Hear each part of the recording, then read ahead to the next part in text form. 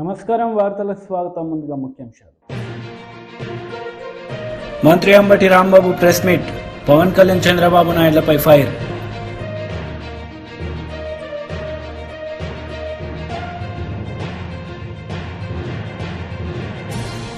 మాజీ మంత్రి శ్రీనివాస్ గౌడ్ మీడియా సమావేశం.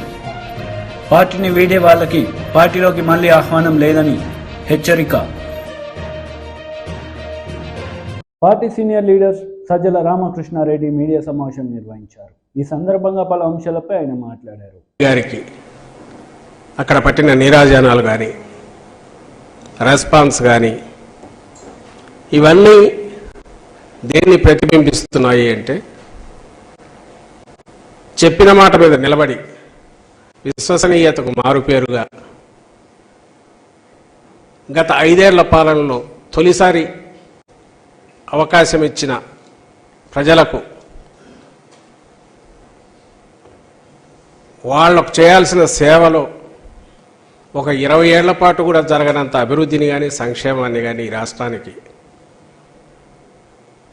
అందించి మేనిఫెస్టోలో 99% హామీలు పూర్తిగా చేసి మేనిఫెస్టోలకే కొత్త అర్థం ఇచ్చి, ఇట్లా ఉండాలి ఒక రాజకీయ పార్టీ అంటే, ఇలా ఉండాలి ఒక మేనిఫెస్టో అంటే, ఇలా ఉండాలి ఒక నాయకుడు అంటే అని ఒక విలక్షణమైన కొత్త సంస్కృతికి భవిష్యత్ తరాలకు మార్గదర్శకంగా ఉండే నాయకత్వాన్ని కూడా ఇచ్చిన జగన్మోహన్ రెడ్డి గారి ఆయన నాయకత్వంలోని మా పార్టీ ఇప్పుడు ఎన్నికల షెడ్యూల్ వచ్చిన నేపథ్యంలో నెక్స్ట్ స్టెప్గా జగన్మోహన్ రెడ్డి గారు బస్ యాత్ర రాష్ట్రం కింది నుంచి ఇడుపులపాయి నుంచి ఉత్తరాంధ్ర వరకు నిర్వహించాలని తలపెట్టింది పార్టీ. ఒకవైపు రాష్ట్ర స్థాయిలో 4 చోట్ల దీని దిక్కులు పిక్కటలేలాగా దాని ప్రతిధ్వని వినపడింది సిద్ధం సభలది. జాతీయ స్థాయిలో కూడా అందరి దృష్టి ఈ వైపు మళ్ళింది. దానికి కొనసాగింపుగా గ్రాస్ రూట్స్లో కింద ఆల్రెడీ మేము సిద్ధం, మా బూత్ సిద్ధం అని చెప్పి బూత్ స్థాయిలో కూడా ఎక్కడికెక్కడికి బూత్ కమిటీలు ఫామ్ కావడము, వాళ్ళందరూ కూడా ఆఖరు క్షేత్రస్థాయిలో గ్రాస్ రూట్స్లో కార్యకర్తలు కూడా వాళ్ళు ప్రతినబూని వచ్చే ఎన్నికలకు సమాయత్తముగా ఉన్నామని వాళ్ళు ప్రకటించిన ప్రాసెస్ అది ఇంకా నడుస్తుంది. దీని కొనసాగింపుగానే ఈరోజు కొత్త కార్యక్రమం టేకప్ చేశాం. ఈ నెల 27 నుంచి గౌరవ ముఖ్యమంత్రి వైఎస్ఆర్ కాంగ్రెస్ పార్టీ అధ్యక్షులు జగన్మోహన్ రెడ్డి గారు ఇడుపులపాయి నుంచి బస్ యాత్ర ప్రారంభిస్తారు. ఈ బస్ యాత్ర మొత్తం దేనికోసం, దేన్ని ప్రతిబింబిస్తుంది అంటే, కార్యకర్తలందరినీ మేమంతా సిద్ధం అని సమాయత్తం చేయడం కోసం, సన్నద్ధం చేయడం కోసం ఎన్నికల సమరానికి ఆయన వాళ్ళను మోటివేట్ చేసే దిశగా ఈ కార్యక్రమం నడుస్తుంది. లక్ష్యం ఎంటైర్ రాష్ట్రమంతటా ఉన్న లక్షలాది మంది, కోట్లాది మంది అభిమానులు, వైఎస్ఆర్ కాంగ్రెస్ పార్టీ కార్యకర్తలు ఎన్నికల యుద్ధానికి సమాయత్తం అని చెప్పి డిక్లేర్ చేసే సందర్భం. ఇవి వరుసగా ఎక్కడైతే సిద్ధం సభలు జరిగిన పార్లమెంట్ నియోజకవర్గాలు వదిలి మిగిలిన నియోజకవర్గాల్లో చేయాలని నిర్ణయించింది పార్టీ. అందులో ఉజ్జాయింపుగా 27వ తేదీ మొదలైతే నోటిఫికేషన్ వచ్చిన ఏప్రిల్ 18, 1-2 రోజులు వీలైతే తర్వాతకు అక్కడికి ఈ బస్ యాత్ర ఎండ్ చేసి, అప్పటికి వీలైనంత వరకు ఈ 4 పార్లమెంట్ నియోజకవర్గాలు తీస్తే మిగిలినవి చాలా వరకు కవర్ అవుతాయి. అలాగే వాటిలో ఎక్కడ అవసరమో, ఎక్కడ అవకాశం ఉందో డిపెండింగ్ ఆన్ పార్లమెంట్ దీన్ని బట్టి ప్లాన్ చేసి వీలైనంత వరకు అన్నీ కవర్ చేస్తాం. ఆ తర్వాత నోటిఫికేషను, నామినేషన్లు మొదలైనప్పటి నుంచి ఇంకా రెగ్యులర్ ఏవైతే సభలు ప్లాన్ చేసి ఎన్నికల సభలకు వాటికి ముఖ్యమంత్రి గారు బయలుదేరుతారు. దాని తర్వాత అంటే ఈ 27వ తేదీ నుంచి ఇన్నాళ్ళు ఈ 5 ఏళ్ళు కూడా అంతకుముందు పార్టీ పెట్టినప్పటి నుంచి టీడీపీ రాష్ట్ర అధికార ప్రతినిధి నీలాయపాలెం విజయ్ కుమార్ మీడియా సమావేశం నిర్వహించారు. ఈ సందర్భంగా పలు అంశాలపై ఆయన మాట్లాడారు. అందుకనే మేము అడుగుతున్నాం సార్, అక్టోబర్లో మీ యొక్క రెవెన్యూ ఖర్చు 5,662 కోట్లు, నవంబర్లో 5,300 కోట్లు, డిసెంబర్లో 6,600 కోట్లు, జనవరి మాసానికి వచ్చేప్పటికి 10,368 కోట్లు, 4,500 కోట్లు, 5,000 కోట్లు ఒక్కసారిగా పెరిగిపోయింది. సరే మేమేమనుకోమంటే ఏదో అమ్మ ఒకటి స్కీము ఇంకో స్కీము ఏమన్నా పేమెంట్లు చేస్తుంటారేమోలే, ఆ మంత్ అందువల్ల ఎక్కువ చూపిస్తుంది. ఈ మంత్ ఇట్లాంటి స్కీములు పేమెంట్ చేస్తుంటే లాస్ట్ ఇయర్ కూడా చేస్తుండాలి కదా. ఇదే సమయంలో ప్రతిసారి ఒకేసారి ఇస్తారు కదా, ఒక్కొక్కసారి ఒక్కొక్క మంత్లో ఇవ్వరు కదా. పోనీ లాస్ట్ టైం 2022-23 లెక్కలు గుర్తిస్తాం మేము. చూస్తే అక్టోబర్లో 5,400, ఈసారి 5,600, 200 కోట్స్ తగ్గి ఎక్కింది. లాస్ట్ ఇయర్ నవంబర్లో 5,900, ఈసారి 5,300, ఏం పద్దు లేదు. లాస్ట్ ఇయర్ డిసెంబర్లో 5,100, ఈసారి 6,600, 1000 కోట్లు పెరిగింది. లాస్ట్ ఇయర్ 7,500 జనవరిలో, ఈసారి 10,300. అట్లా చూసుకుంటే కూడా 3,500 కోట్ల రూపాయలు. వీళ్ళకి 1000 కోట్లు అంటే లెక్క లేకుండా పోయింది. అసలు పక్కన ఎన్ని సున్నాలు ఉంటాయో మళ్ళీ వాళ్ళకి తెలిసి కూడా రావద్దు. వీళ్ళు 7,300 కోట్లు లాస్ట్ టైం పెడితే ఈసారి 10,300 కోట్లు, 3,000 కోట్లు అదనంగా ఏం ఖర్చు పెట్టారు చెప్పరు, అంతా రహస్యం. దట్టు ఎన్నికల ముందు వస్తున్నాయే. పోనీ మేము అనుకున్నాం, పోనీ ఇంట్రెస్ట్ పేమెంట్లు ఏమైనా వడ్డీలు అప్పులు తీస్తున్నారు కదా, వడ్డీలు ఏమైనా ఎక్కువ కట్టారేమో అని. సెప్టెంబర్లో 2,400 కోట్లు, అక్టోబర్లో 2,400 కోట్లు, నవంబర్లో 2,497 కోట్లు, డిసెంబర్లో 2,328 కోట్లు, జనవరిలో కూడా అంతే 2,538 కోట్లు. అంటే ఏమి ఎక్స్ట్రా ఏం వడ్డీలు కట్టలేదు. పోనీ జీతాలు ఏమన్నా ఖర్చులు ఎక్కువ పెట్టారేమో అనుకున్నాం. సెప్టెంబర్లో 4,000 కోట్లు, అక్టోబర్లో 5,000 కోట్లు, నవంబర్లో 4,000, డిసెంబర్లో 4,200, జనవరిలో 4,200. ఎక్కడికి వెళ్ళాయి జగన్మోహన్ రెడ్డి గారి ఖర్చు? అదనంగా 3,000-4,000 కోట్ల రూపాయలు ఎక్కడ పెట్టారు మీరు? ఏ ఖర్చు? పోనీ పెన్షన్లకు ఏమన్నా 3,000 రూపాయలు పెంచారు కదా, దానికి ఇచ్చారేమో ఎవరన్నా వాదించవచ్చు. సెప్టెంబర్, అక్టోబర్, నవంబర్, డిసెంబర్, జనవరి గత 6 నెలలుగా చూస్తే 1,600 కోట్ల కంటే పెన్షన్లు మించలేదు. మరి ఎక్కడికి వెళ్ళా? ఏ పేమెంట్లు? అసలు ఎవరికి ఇచ్చారు డబ్బు? మనోళ్ళకి ఇచ్చారా, లేకపోతే ఏమంటారు అస్మదీయులకి ఇచ్చారా, అనుచరులకి ఇచ్చారా, మీ సొంత కంపెనీలకు ఇచ్చారా, కాంట్రాక్టర్లకు ఇచ్చారా? ఎవరికి ఎన్నికలు వస్తున్నాయని చెప్పి పేమెంట్లు ఇచ్చేశారు. ఏ ఖర్చు కింద ఆ పేమెంట్ రాసేశారు. రెవెన్యూ ఖర్చు ఉంటూ సింపుల్ రాసేశారు. గత స్టార్టింగ్ ఏప్రిల్లో కూడా ఇంతే క్యాపిటల్ ఎక్స్పెండిచర్ పెట్టామని చెప్పి మీ ఖమ్మం చెందిన ఒక నాయకుడు కంపెనీకి, మన రాష్ట్రంలో ఉండే 2 రెడ్ల కంపెనీలకి పేమెంట్లు ఇచ్చేశారు. లెక్కేమో 16,000 కోట్ల రూపాయలు క్యాపిటల్ ఎక్స్పెండిచర్ పెట్టామన్నారు. కానీ ఇచ్చింది మాత్రం మీ 3-4 రెడ్ల కంపెనీలకు మాత్రమే ఇచ్చారు పేమెంట్లు. ఏంటి జగన్మోహన్ రెడ్డి గారు, ఏంటి రహస్యం? తెలుగుదేశం పార్టీ యొక్క డిమాండ్ ఏంటంటే ఎన్నికలు వస్తున్నాయి, కోడ్ కూడా ఆల్రెడీ వచ్చేసింది. సో తమ అంచెలకి, తమ కంపెనీలకి, తమ వాళ్ళకి, మనోళ్ళకి, కాంట్రాక్టర్లకి పేమెంట్లు ఇచ్చేస్తున్నారు. ఈ వ్యయ నియంత్రణ లేకపోతే ఈ డబ్బులు అట్లే వెళ్ళిపోతుంటాయి. 8,484 క్రోర్స్ అప్పు తెచ్చామని చెప్పాం కదా. 8,484 క్రోర్స్లో 6,500 కోట్లు ఇందాక నేను చెప్పాను ఆర్బీఐ నుంచి తెచ్చారు. మిగతా 2,000 చిల్లర కోట్లు ఎక్కడి నుంచి తెచ్చారు? ఏ కార్పొరేషన్ తెచ్చారు? ఎందుకు నేను ఇంత స్పెసిఫిక్గా కార్పొరేషన్ అంటున్నానంటే, ఆర్బీఐలో తేలేదు మీరు. మీకు కొత్తగా ఇన్కమ్ ఏమీ రాలేదు. ఇన్కమ్ 3-4 కోట్లు మీకు పెరిగిపోలేదు. క్యాక్ స్పష్టంగా చెప్తోంది 8,500 కోట్ల రూపాయలు అప్పు తెచ్చారని. మరి ఈ 2,100 కోట్ల రూపాయలు ఎక్కడి నుంచి వచ్చాయి? ఎందుకు ఖర్చు పెట్టారు 10,000 కోట్ల రూపాయలు? ఇది చెప్పాల్సిన అవసరం ఉంది కదా. అంటే ఏమి చెప్పకుండా డబ్బులు అదేదో సూట్ కేసు మార్చుకున్నట్టు మీరే అప్పులు తెచ్చుకొని మీ ఇష్టం వచ్చిన ఖర్చు పెట్టేసుకుంటారా? బడ్జెట్కి ఏమాత్రం సంబంధం లేకుండా అసెంబ్లీలో పాస్ చేసిన బడ్జెట్కి మీరు పెట్టే ఖర్చుకి ఏ రకమైన సాపత్యం ఉండదు. ఎన్నికల ముంగిట్లో ఇంత పెద్ద ఎత్తున పేమెంట్లు చేయొచ్చా? ఏ బేసిస్ మీద చేస్తారు అసలు మీరు? సరే, ఇది కాకుండా ఏపీఎండిసికి వద్దాం. ఆంధ్రప్రదేశ్ మినరల్ డెవలప్మెంట్ కార్పొరేషన్, దీనికన్నా వస్తాం. ఈ ఏపీఎండిసి ఒక 15 days బ్యాక్, 20 days బ్యాక్ మాకు కార్పొరేషన్లో చాలా అవసరాలు ఉన్నాయి, దానికని మేము అప్పులు తీసుకోవాలి. మాజీ మంత్రి కొల్లు రవీంద్ర మీడియా సమావేశం నిర్వహించారు. ఈ సందర్భంగా పలు అంశాలపై ఆయన మాట్లాడుతూ సీఎం జగన్ పాలనపై ఆయన మండిపడ్డారు.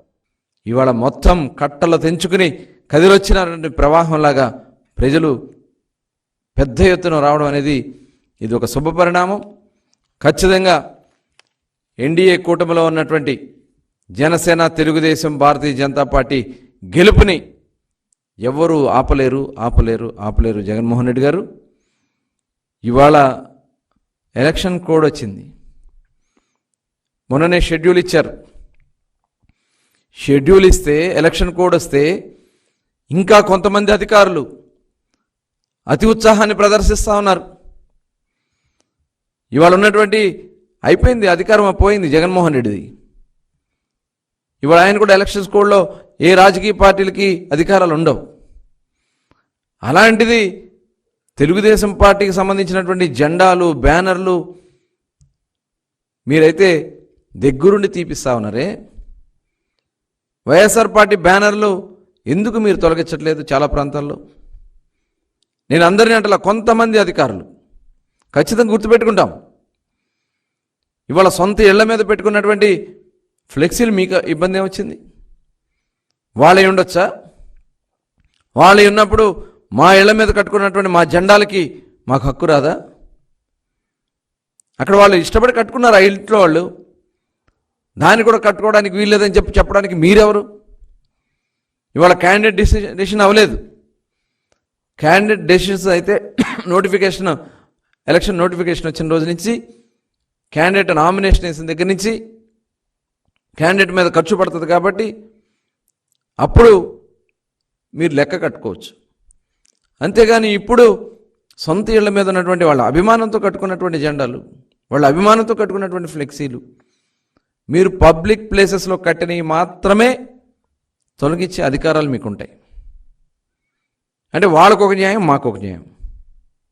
వాళ్ళు కూడా చాలా పబ్లిక్ ప్లేసెస్లో వదిలేస్తూ ఉన్నారు వైసీపీ ఫ్లెక్సీలు.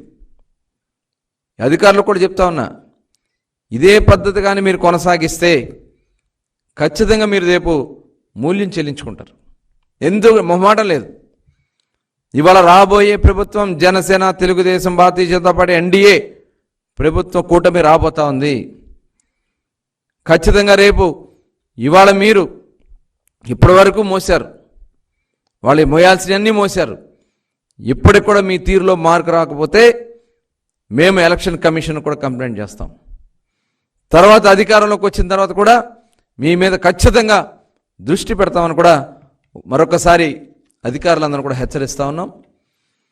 ఈ ముఖ్యమంత్రి జగన్మోహన్ రెడ్డి గారు సాక్షులు ఇష్టం వచ్చినట్టు రాసుకుంటాడు. ఆయన మోసం చేయాలని అనేక రకాలుగా ఆలోచన చేస్తూ ఉంటాడు. ఇవాళ తెలుగుదేశం పార్టీ బీసీ డిక్లరేషన్ ఇచ్చిన తర్వాత ఇవాళ బీసీలందరూ కూడా ఇన్ని సంవత్సరాలకి ఒక చక్కటి డిక్లరేషన్ వచ్చింది. తెలుగుదేశం మాత్రమే గతంలో చేసినా, ఇప్పుడు చేసినా, రేపు చేయాలన్నా అది ఒక తెలుగుదేశం పార్టీ మాత్రమే చేయగలదనేది ఒక నమ్మకాన్ని ఇవాళ బలహీన వర్గాల్లో వచ్చింది. ఆ డిక్లరేషన్ చూసిన తర్వాత ప్రతి ఒక్క బీసీ.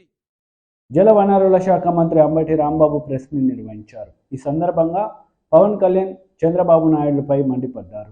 అభద్రతా భావంతోనే బతుకుతూ ఇవాళ అంటాడు భద్రత లేదంట. ప్రధానమంత్రి గారు వస్తే భద్రత చూపించలేదంట రాష్ట్ర ప్రభుత్వం, పోలీసు యంత్రాంగం. ఏమైనా తెలియగెడతాను, నారా చంద్రబాబు నాయుడు గారు మీరు చాలా అనుభవజ్ఞులు కదా, 40 సంవత్సరాల పైచులకు రాజకీయ చరిత్ర ఉంది కదా, 14 సంవత్సరాలు ముఖ్యమంత్రిగా చేశారు కదా, ఎన్నో మహానాడులు తీర్చిదిద్దారు కదా, ఎన్నో బహిరంగ సభలు నిర్వహించారు కదా. జగన్మోహన్ రెడ్డి గారు కానీ ఎక్కువ బహిరంగ సభ చేశావు నువ్వు నీ జీవితంలో.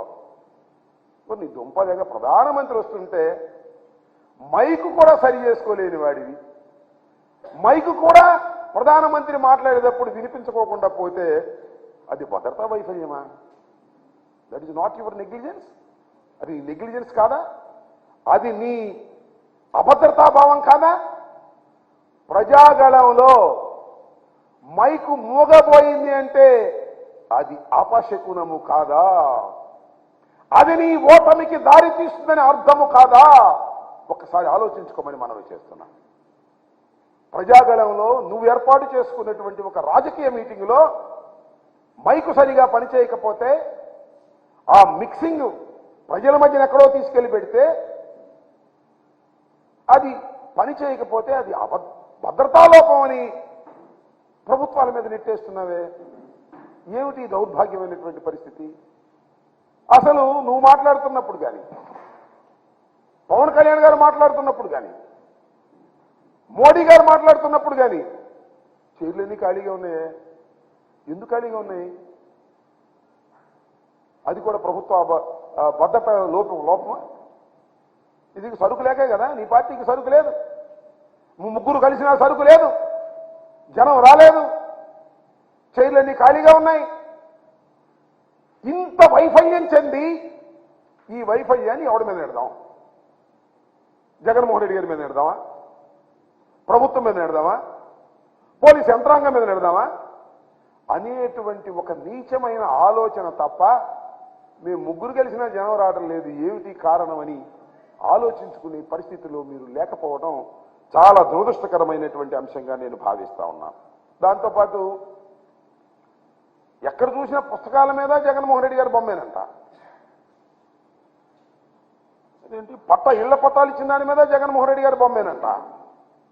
స్కూల్ బ్యాగుల మీద జగన్మోహన్ రెడ్డి గారి బొమ్మేనంట. అవును, అవి చెరపగలవేమో, కానీ నువ్వేదో అయ్యి చేసి అయ్యేమన్నా చెరిపేస్తావేమో దొంగచాటు వెళ్ళి, కానీ నువ్వు మర్చిపోతున్నావయ్యా. Nara Chandrababu Naidu garu, you are a very very senior politician, మేము ఒప్పుకుంటాం. నువ్వు రాజశేఖర రెడ్డి గారితో పాటు రాజకీయాల్లోకి వచ్చినటువంటి వ్యక్తివి, చాలా చూసావు, చాలా చక్రాలు తిప్పానని చెప్పావు. That is all artificial intelligence. అప్పుడు లేకపోయినా ఇది మ్యానిపులేటర్. నీకు ఒక్కటి మనవి చేస్తున్నా, ఈ పుస్తకాల మీద బొమ్మలు చూస్తున్నావు లేదా పట్టాల మీద బొమ్మలు చూస్తున్నావు, మరిచిపోకు. రాజశేఖర రెడ్డి కుమారుడు జగన్మోహన్ రెడ్డి ప్రజల గుండెల్లో బొమ్మ ఉన్నాడయా, పిచ్చోడా, గుర్తుపెట్టుకో. 5 సంవత్సరాల పరిపాలనలో ప్రజలకు మేలు చేసి 30 లక్షల మందికి పట్టాలిచ్చి సంక్షేమ కార్యక్రమాలు నిర్వహించి ప్రజల గుండెల్లో బొమ్మలా నిలిచిపోయినటువంటి వ్యక్తిని చెరపటం నీకు సాధ్యపడిద్దాని అడుగుతా ఉన్నా. ముగ్గురు కాదు, 3 కోటి మంది ఏకమైన జగన్మోహన్ రెడ్డి గారు ప్రజల గుండెల్లో ఏర్పాటు చేసుకున్నటువంటి చిత్రాన్ని చెరపలేరెవరు. అది నువ్వు చూస్తావు, తొందరలో చూస్తావు. జూన్ 4 కదా, జూన్ 4వ తారీఖున చూస్తావు. ఒక్కసారి ఓపెన్ చేసిన తర్వాత, ప్రజలు నొక్కిన ఫ్యాన్ బటన్స్ చూసిన తర్వాత అప్పుడు గుండె ఆగుతుంది. నీకు గుర్తుపెట్టుకోమని మనం చేస్తున్నా. ఎన్ని కుట్రలు కుతంత్రాలు చేసినా, ఎల్లో మీడియా ఉందని రోజు దుష్ప్రచారం చేసినా జగన్మోహన్ రెడ్డి గారి పవన్ కళ్యాణ్ సమక్షంలో పిఠాపురం నియోజకవర్గం నుండి చేరికలు జరిగాయి. ఈ సందర్భంగా జనసేన అధినేత పవన్ కళ్యాణ్ ప్రసంగించారు. కడుపు కాలే మనుషులు ఎంత ఉన్నారో, ఎందుకంటే మధ్యతరగతి మనిషి అన్ని అర్థం చేసుకోగలడు. కడుపు కాలిన ఒక మత్స్యకారుడి బాధ అర్థం చేసుకోగలడు. తనకేమో పాలసీస్ ఏమి ఉండవు, తనకి చేయూతనిచ్చే పథకానికి ఏమి ఉండవు. తన కష్టం మీద తన బతకాలి, అన్నిటినీ అధిగమిస్తూ ముందుకెళ్ళాలి. అలాంటి మధ్యతరగతి మనుషులు ఎక్కువ ఉన్న పిఠాపురం ఇది. విద్యా సంస్థలు కానీ నిస్సహాయంతో ఇసుక తవ్వేసుకుంటూ వెళ్ళిపోతుంటే నిస్సహాయంగా చూసే ఎంతో మంది పెద్దలు నేను చూశాను. అక్కడ నా దగ్గరికి వచ్చి మాట్లాడుతూ ఉంటే నాకు అనిపించింది, అరే నేను కనుక ఉండుంటే కొంచెం ఏదన్నా చేదోడు వాదోడుగా ఉండేవాడిని, ఇంత ఇసుక దోపిడీ లేకుండా చూసేవాడిని అని అనిపించింది నాకు. ఎవ్వరూ మన సహజ వనరులను ఎవ్వరూ దోపిడీ చేయకుండా అవసరం మేరకు తీసుకునేలాగా అడ్డగోలుగా తవ్వేయకుండా ఎక్కడ పిఠాపురాన్ని భయపెడతానంటే దానికి నేను అండగా నిలబెడతాను. అంటే మీకు ఇప్పుడు పెద్దిరెడ్డి గారి అబ్బాయి మిథున్ రెడ్డి గారు సంపూర్ణంగా నన్ను నిలువరించే బాధ్యత ఆయన తీసుకున్నారంట. అంటే ఇది ఎందుకు చెప్తున్నానంటే, ఒక సందర్భంలో నేను ఆయన్ని ఢిల్లీలో కలిశాను. ఆ మాటల సందర్భంలో ఆయన అన్న మాటలు ఏంటంటే, వాళ్ళ నియోజకవర్గంలో చిత్తూరులోని వాళ్ళ పీలేరు నియోజకవర్గంలో మేము ఎన్ని కష్టాలు పడైనా సరే, ఎంతమంది ఎదిరించైనా సరే మేము బయట వాళ్ళు మేమే కాపాడుకుంటాం ఆ నియోజకవర్గాన్ని అని చెప్పారు. ఇంకెవరిని రానివ్వరండి. అక్కడ మన పార్టీ కోసమే పోయినసారి ఒక యాదవ సమూహాలకు చెందిన ఒక యువకుడు మన పార్టీ తరఫున పోటీ చేస్తే పాపం చాలా భారీగా నామినేషన్ వేశారు. కానీ ఎలక్షన్లో ఓడిపోయారు. మీ ఓట్లు బాగానే వచ్చినాయి. కానీ మొన్న ఈ మధ్యన ఆయన మన పార్టీ నుంచి వెళ్ళిపోయారు వచ్చిన ఎలక్షన్లు అయిపోయిన తర్వాత. కానీ సొంతగా పార్టీ పెట్టి ఆయన మాజీ మంత్రి శ్రీనివాస్ గౌడ్ ప్రెస్ మీట్ నిర్వహించారు. ఈ సందర్భంగా పలు అంశాలపై ఆయన మాట్లాడారు. అతి భయంకరమైనటువంటి మరొక ఉద్యమం ఖచ్చితంగా పుట్టబోతా ఉంది. 100%. ప్రాణాలకు భయపడేటువంటి మనస్తత్వం ఈ గడ్డ మీద ఉండదు. జై తెలంగాణ అనే రైలుకు అడ్డం పోయి ప్రాణాలు అర్పించినటువంటి గడ్డ ఈ గడ్డ. ఒంటి మీద నిప్పంటించుకొని జై తెలంగాణ నినాదంతో చనిపోయినటువంటి గడ్డ ఈ గడ్డ.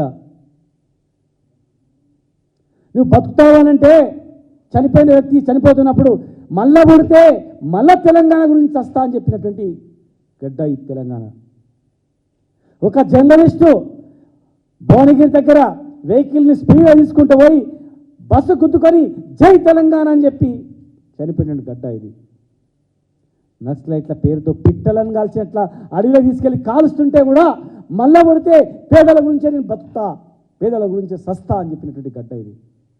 సాయుధ పోరాటంలో మహిళలు సైతం భయపడకుండా కొట్లాడి ప్రాణాలు రప్పించిన గడ్డ ఇది.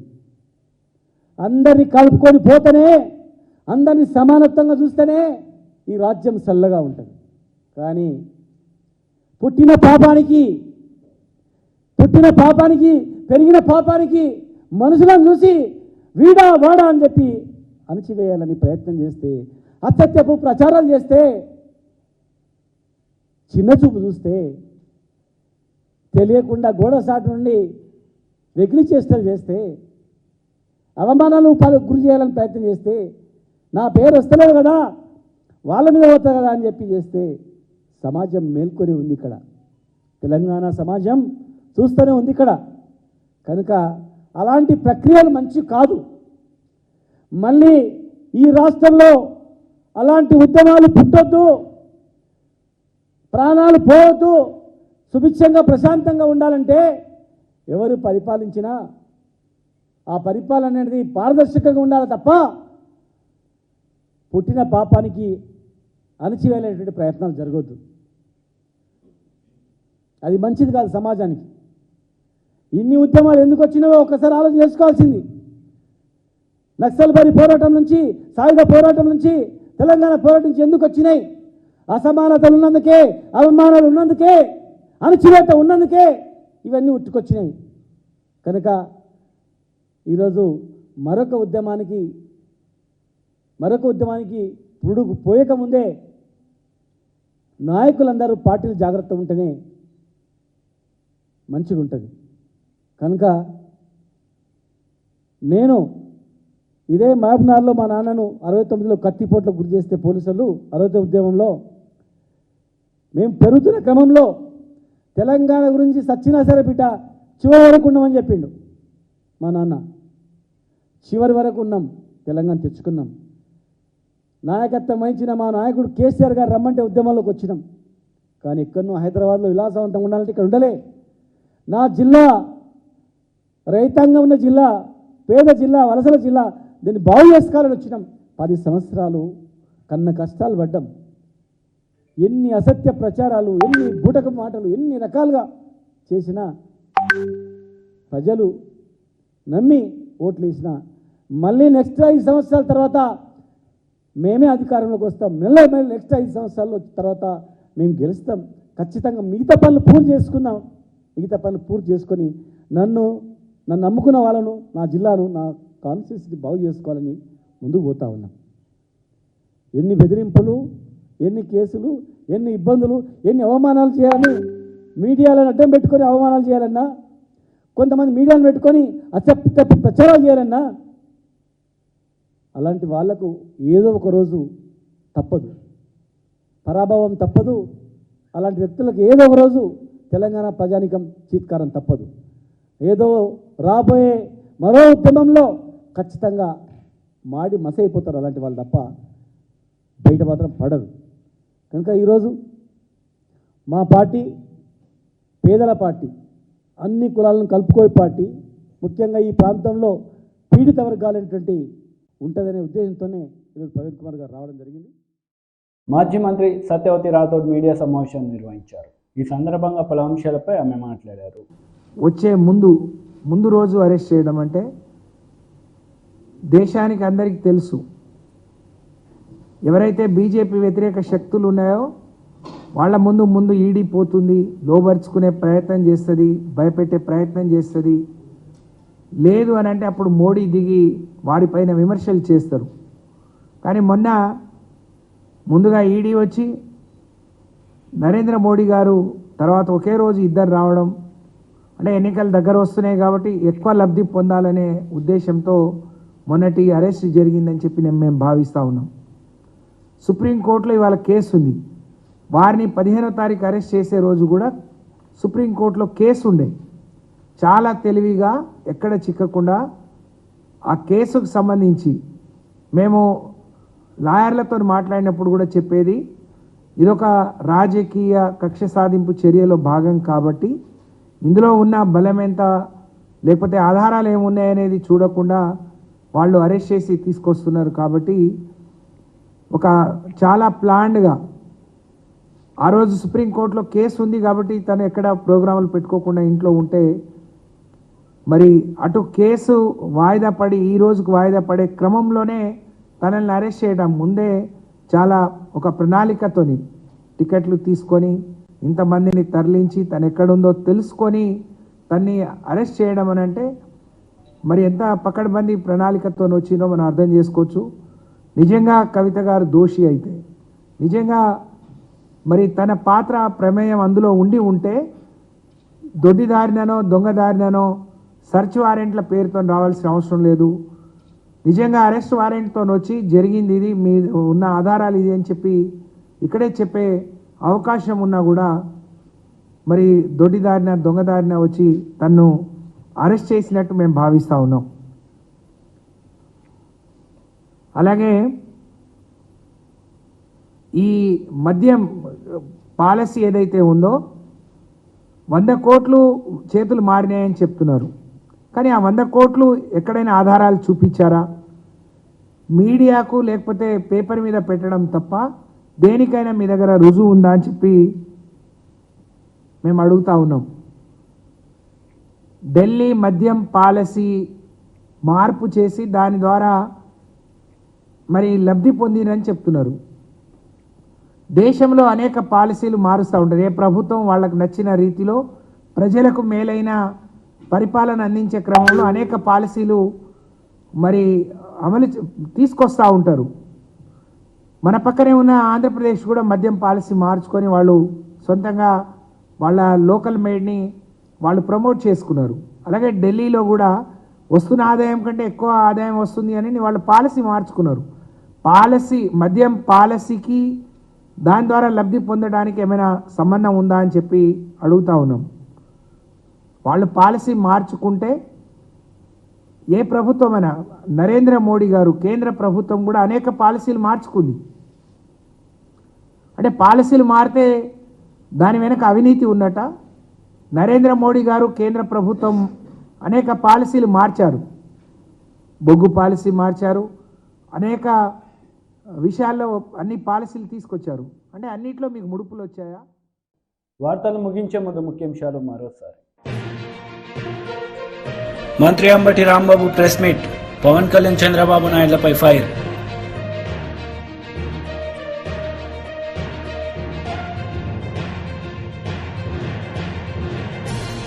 మాజీ మంత్రి శ్రీనివాస్ గౌడ్ మీడియా సమావేశం. పార్టీని వీడే వాళ్ళకి పార్టీలోకి మళ్లీ ఆహ్వానం లేదని హెచ్చరిక. ఈ వార్తలు ఇంతటితో సమాప్తం. తిరిగి ప్రసారమయ్యే వార్తలు మళ్ళీ కలుద్దాం. అంతవరకు సెలవు. నమస్తే.